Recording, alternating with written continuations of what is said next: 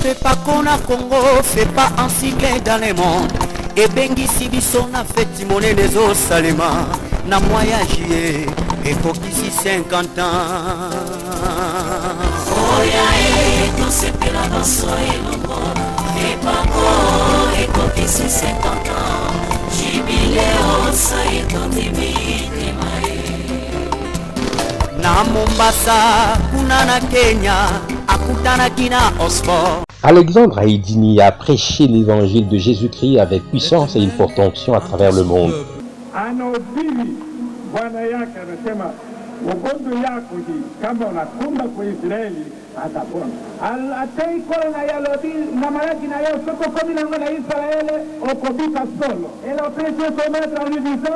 Comme on l'a dit, si une fois tu arrives en Israël, tu seras guéri. Prophète Ikukweta atakuombea.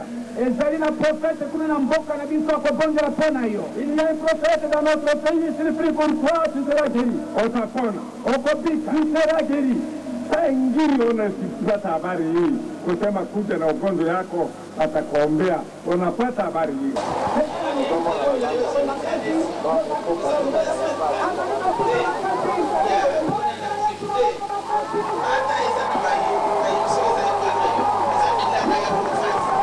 Une prédication axée essentiellement sur la divinité de Jésus-Christ, et selon l'Épître aux Hébreux, chapitre 13, verset 8, qui cite « Jésus-Christ est le même hier, aujourd'hui et éternellement ».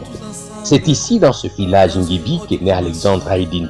Né des parents modestes après une catastrophe familiale qui a emporté tous ses aînés dans l'au-delà. Na simana nord kotoyo tozali Ngibi ezali na limite ya seferi ya Zaki. Na ouest azali na limite ya seferi ya nane Logobleba. Na nord ezali na Kakwa. Na kanisi awa nde Ngibi izwami awa tozali na Ngibi yosika ozomona ba mabanga bakomi bazobenga Ngibi za mabanga ozomona kuna nango. Sa mère Odia est agricultrice et son père Abala est de même. Vite, elle le couvre d'attention autant que son père, parce que tous les garçons nés avant lui trépassaient dès le bas âge. En effet, raconte-t-il, à sa naissance, tous les anciens du village s'assemblèrent afin de lui trouver une arme efficace contre la mort, mais consacrés à un serment au rite purement païen. Ils appliquèrent chacun une pièce de monnaie d'un franc sur mon corps à leur bébé. Le kaolin mêlé à l'huile de palme me fit appliquer aux cheveux, comme l'exigeait la tradition.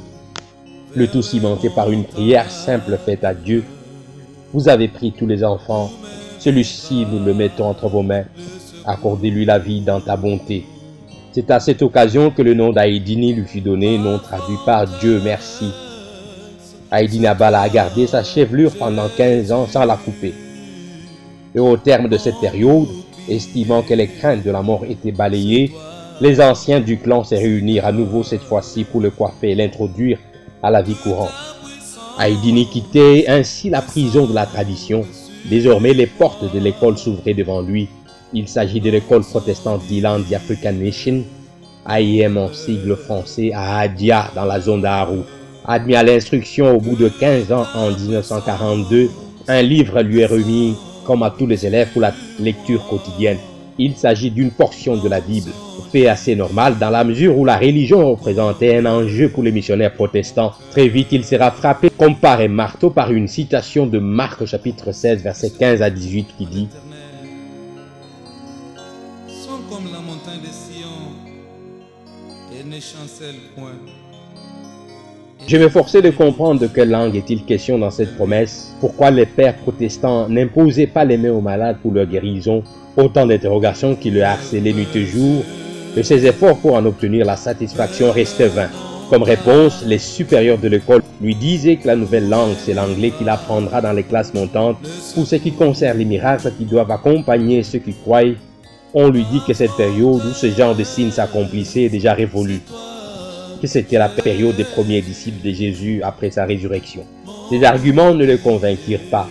Haïdini restait obsédé par l'idée que ces paroles de Jésus doivent plutôt continuer à s'accomplir. Mais son intransigeance et sa quête effrénée de vérité au sujet de Marc chapitre 16 versets 15 à 18 leva le conseil de l'école contre lui par peur de contaminer le reste des élèves de l'esprit dit des Pentecôtes ou des Juifs qui habiteraient à Haïdini, esprit qui le poussait à comprendre la citation de Marc Le conseil décida d'exclure définitivement Aïdini de l'école. Alexandre Ongango, alors directeur de l'école, le congédia d'Ilan African Mission. Personne ne pouvait s'imaginer les conséquences qu'allait engendrer cette exclusion. En effet, c'est dit Alexandre Aïdini, c'est ici à l'école où je suis admis et qu'on m'a remis le Nouveau Testament pour étude. Comment admettre que lorsque je pose une question de compréhension, au lieu de me répondre, c'est plutôt le renvoi de l'école. Aïdini se ravisa et se révolta contre la Bible et contre tout porteur de celle-ci. Il considérait désormais tout utilisateur de la Bible comme menteur et il s'en irait en guerre contre lui pour se venger de son exclusion de l'école. Il forma un gang de saboteurs et devint très vite un pugiliste. Il excella dans les raids contre tous les évangéliques. Il contracta de la magie et devint fort redoutable dans les combats. Mais un bon jour, un homme de Dieu très connu arriva au Kenya pour y tenir une croisade d'évangélisation et de guérison. Toute la région parlait du puissant ministère de guérison de cet homme. Aïdini et sa bande résolurent de se rendre à Mombasa afin de saboter l'évangéliste et le battre. En cette période, il travaillait comme chauffeur du consul de Belgique. Il avait rencontré ce consul à Ouatsa. Et par la suite, ils durent se déplacer pour l'Ouganda. Et c'est depuis l'Ouganda, après avis favorable du consul l'autorisant à faire un voyage privé, qu'Aïdini embarque sa cohorte à bord du Land Rover prise en location. Il amena aussi une aveugle du nom de Chibuka, la mère de l'un de ses acolytes. Pour lui, les évangélistes qui opèrent des guérisons s'arrangent avec les malades pour produire des faux témoignages. Une façon de contourner ces arrangements et prouver la véracité des miracles consistait à amener personnellement un aveugle. Mais sur leur itinéraire, Aïdini entendit une voix lui chuchotant de façon audible à l'oreille. « Aïdini Alexandre, cesse de te battre contre ton Dieu. » Cette fois ne fut entendue par aucun de ses compagnons sauf lui-même. Il ferma alors les yeux et fit une prière. Un phénomène curieux aux yeux de ses compagnons étonnés par ces paroles. « Mon Dieu, si c'est toi qui me parles, donne-moi la force d'aller battre cet imposteur qui vient nous prêcher du mensonge en ton nom. Si tu existes, guéris cette femme et je vais te servir. Sinon, je vais rosser ce prédicateur. » Ils continuèrent leur voyage et la voix se fit entendre à nouveau auprès de lui en disant « Aïdini Alexandre, il te sera difficile de régimer contre les aiguillons. » Là-dessus, son cœur se mit à battre très rapidement. Il fut pris de remords, ne sachant plus se contenir. Arrivé à Mombasa, le 3e jour de la campagne, Aïdini et sa bande se repartirent les différents côtés du lieu de la campagne pour contrôler tout mouvement du prédicateur de la foule.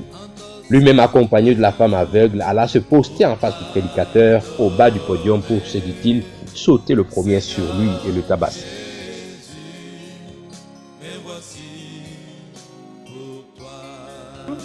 And he wants to forgive you. And he wants to heal you. And he wants to bless you. Right now while I'm talking to you. Luke chapter 18. Luka mlango wa 18. Verse 27. Kifungu cha 27. Jesus is speaking. Yesu anasema hapa. The things that are impossible with men are possible with God. Mambo yasiyowezekana kwa mwanadamu yanawezekana kwa Mungu. Mais fait assez étrange cependant, Aïdini Alexandre, qui respirait la vengeance cruelle contre les évangéliques, depuis son exclusion de l'école, se mit à exhorter cette femme aveugle de pouvoir confesser ce péché en vue de recevoir la guérison lorsque le prédicateur viendra prier pour les malades. C'était un certain 10 février 1957. Ils assistèrent à la campagne et quand l'évangéliste L. Osborne se mit à prier pour les malades, Aïdini exhorta de nouveau l'aveugle et spectaculairement, elle fut la première personne à recouvrer la vue après la prière. Elle se présenta au podium où se tenait le prédicateur et s'exprimant devant la foule pour dire comment, aveugle qu'elle était, elle a pu recouvrer la vue. La guérison de cette femme sonna le glas de l'entreprise révoltée d'Aïdini Abala. Sa bande se disloqua au soir même de la campagne. Seul, il reprit sa Land Rover et rentra au guest house. Mais la nuit était longue et agitée pour lui. Un peu comme le roi Assyrus dans l'affaire de Mardoché, Aïdini ne ferma pas l'œil cette nuit-là. Il fondait en larmes et de remords l'étouffaient au regard de tout le mal qu'il avait porté aux évangéliques.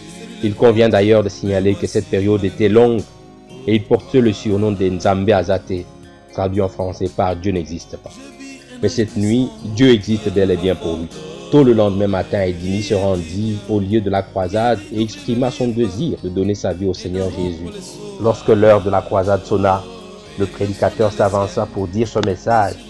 Mais Aïdini leva son doigt tel un écolier dans une salle de classe qu'il fut invité par le prédicateur au podium, il indiqua clairement qu'il voulait se convertir et donner sa vie au Seigneur. Il raconta la promesse qu'il avait faite à Dieu de se convertir et le servir si jamais la femme aveugle, mère de son disciple, guérissait. Après ce témoignage, l'évangéliste Osborne demanda si dans la foule quelqu'un voulait recevoir Jésus dans sa vie à l'instar d'Alexandre. Plus de 5000 personnes s'avancèrent devant l'estrade. Ils confessèrent leur foi et reçurent Christ. Des fétiches furent également déposés. S'agissant des fétiches, Alexandre en fut aussi pratiquant lorsqu'il constitua sa bande de boxeurs. Il avait réussi lors de l'initiation à avoir même les déçus sur ce maître. Il pouvait briser les bouteilles, neutraliser le feu. Et c'est dans les hautes montagnes des provinces de l'Est qu'il faisait des initiations avec ses maîtres. Mais la lumière est victorieuse de ténèbres. Aïdine Abala alias Nzambe Azate se convertit. La particularité de sa conversion retient toute l'attention du prédicateur qui, au regard de son engagement de servir Dieu, lui remit ce qui est étonnant, la direction de tous ceux qui avaient donné leur vie à la suite de son témoignage. C'est le 22 février 1957 qui sera le jour du baptême d'Aïdini. Il fut plongé dans les eaux de l'océan Pacifique. Quand il en sortit, le baptiste l'interpella en disant « Tu es pasteur, administre le baptême à ton tour à toutes ces personnes qui ont cru après ton témoignage. » Encore là un fait rare. Tenu par son engagement à servir le Seigneur, Alexandre resta dans les eaux pour recevoir un à un les croyants rangés en file indienne et chantant des louanges à Dieu. Ne sachant pas encore comment s'y prendre, Aïdini en même temps qu'elle administrait descendirent tous deux dans l'eau. Son baptiste le reprit et lui signifia que seul le baptisé doit être immergé. Retenant la leçon, il administra le baptême à toute cette foule, ce qui le retint jusqu'au soir dans les eaux. Ce fut là son premier acte pastoral. Ce qui fait que l'administration du baptême aux nouveaux croyants constituera une des clés de voûte du grand édifice dont il sera le fondateur quelques années après, l'église Fepakonzame Malamu. Fatigué par le sacrement du baptême, Aïdini chercha à changer de tenue, enlever les habits mouillés et porter des habits beaucoup plus secs, afin de rejoindre la séance de prière pour l'invocation du Saint-Esprit sur le nouveau baptisé qui était prévu. Le soir tombé, Aïdini pénétra dans les cercles pour se changer. C'est alors qu'il entendit une voix lui disant « Pourquoi tu ne peux pas remercier Dieu pour le baptême que tu viens de recevoir ?» Notez qu'à cette époque, le baptême était administré par les protestants après une période d'une année de catéchèse pour le nouveau converti. Pendant cette période, le croyant participait aux travaux champêtres pour l'église et aidait le pasteur à d'autres tâches domestiques. Ce n'est qu'au bout de ce disciple-là que le croyant, ayant fait preuve de soumission et de persévérance, était baptisé. Alors interpellé par cette voix, Aïdini ouvrit sa bouche et se mit à remercier Dieu. C'est alors que sa langue se délia et se mit à parler en une autre langue. C'était là son baptême du Saint-Esprit, seul dans la brousse et sans imposition des mains.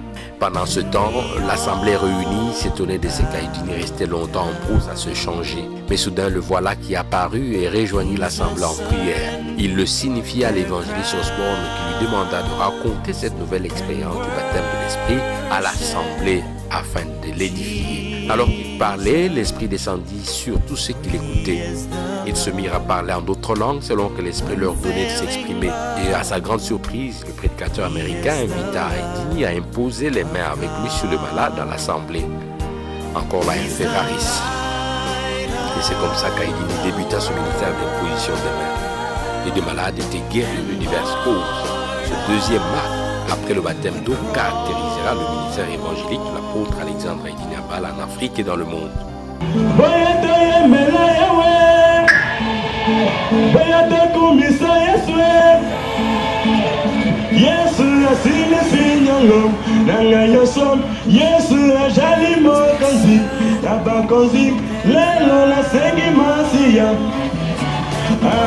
Tout semblait bien aller pour ce nouveau converti et pasteur jusqu'au moment où son patron, Van Dolbert, qui lui avait permis d'effectuer le déplacement de Mombasa, commença à s'impatienter.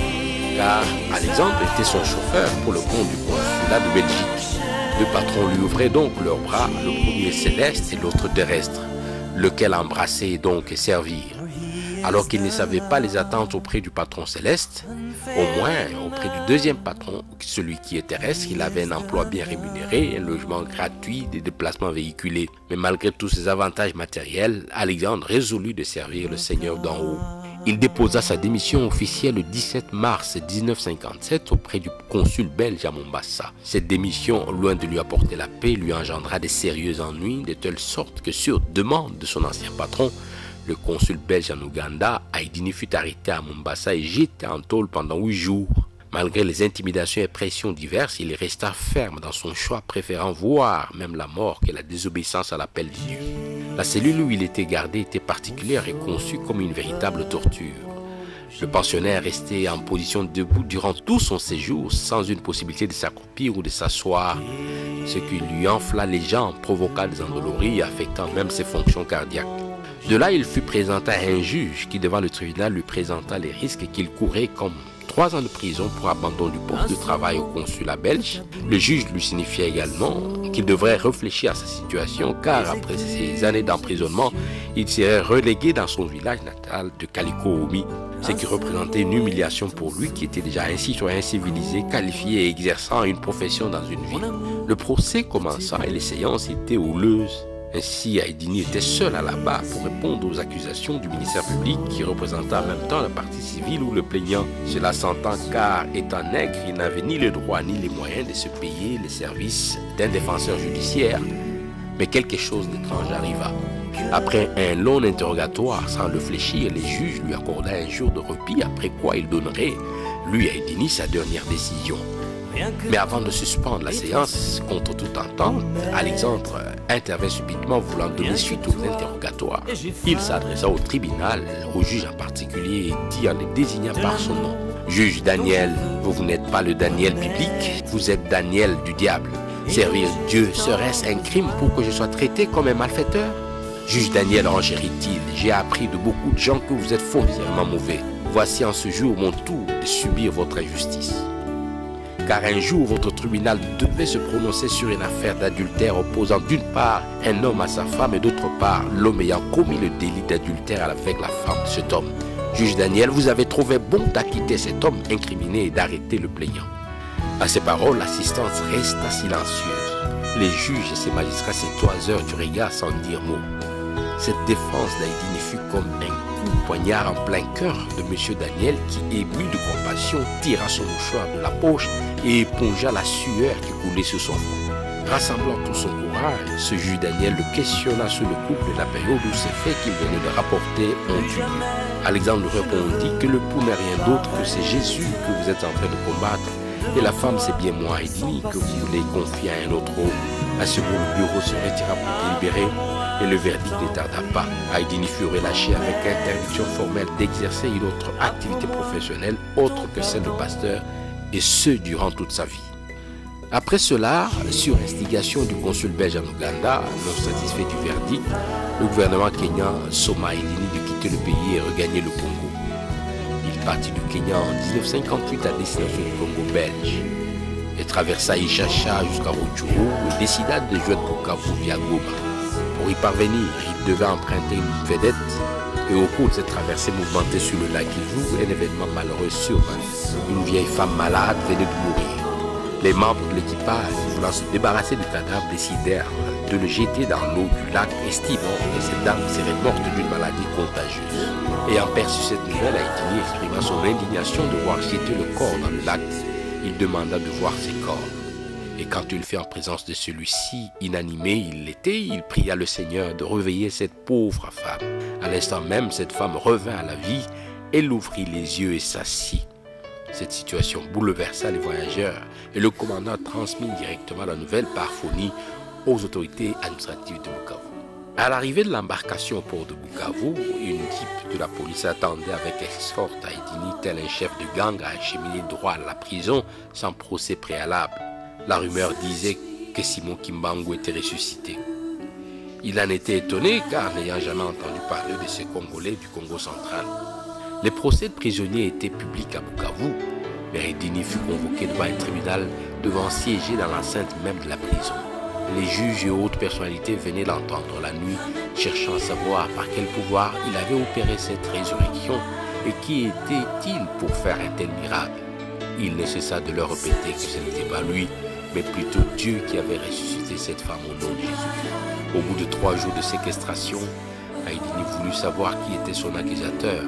on lui signifia que c'était l'évêque de Bukavu, Jalou du miracle. Ce même évêque vint au cours de l'un des interrogatoires nocturnes et lui posa la question de savoir par quel pouvoir cette femme était revenue à la vie. Haïdini lui cita, comme il avait fait pour les autres, le passage des Saintes Écritures, rassurant la fidélité de Dieu dans ses promesses et à ses saints serviteurs. L'évêque devint tout rouge de colère sur son ordre et on administra 9 coups de fou à Haïdini en sa présence. Il était un farouche adversaire, régnant l'accomplissement des miracles à l'heure actuelle. Ce procès finit par le prononcé de la peine de mort à l'endroit d'Haïdini, sentence exécutoire au bout de 7 jours. C'était un vendredi. La nuit suivante, l'administrateur principal de la prison, de qui dépendait son sort, vint à lui la nuit avec sa femme malade. Cette femme souffrait d'une perte de sang depuis des années. Elle avait fait la ronde depuis tout en Europe sans guérir. Ils vinrent donc solliciter la prière en cachette. Et Haïdini fit la prière. Aussitôt la perte de sang s'arrêta. Gloire à Dieu. Le couple s'éclipsa et revint 3 jours plus tard avec des mets délicieux de gastronomie belge pour offrir à l'évangéliste Alexandre. Dans l'entretemps, le délai d'exécution de la sentence de mort contre Haïdini approchait. Plus que 2 jours restés, et l'administrateur dévoila à sa femme le sort qui attendait l'évangéliste. Ce qui provoqua l'onde de choc dans cette femme qui décida de se suicider si on venait à exécuter cette sentence. Devant ce défi lui lancé, l'administrateur principal, M. Scott, rencontra Haïdini et l'interrogea sur ses vraies origines. Quelle ne fut pas sa confusion? Celui-ci lui dit, Haïdini donc, qu'il était un sujet belge et il lui tendit un passeport belge obtenu de son ancien patron, le consul belge en Ouganda. Grand étonnement pour ce juge, grand étonnement pour M. Scott. Il résolut donc d'organiser l'évasion d'Haïdini avant le jour fatidique.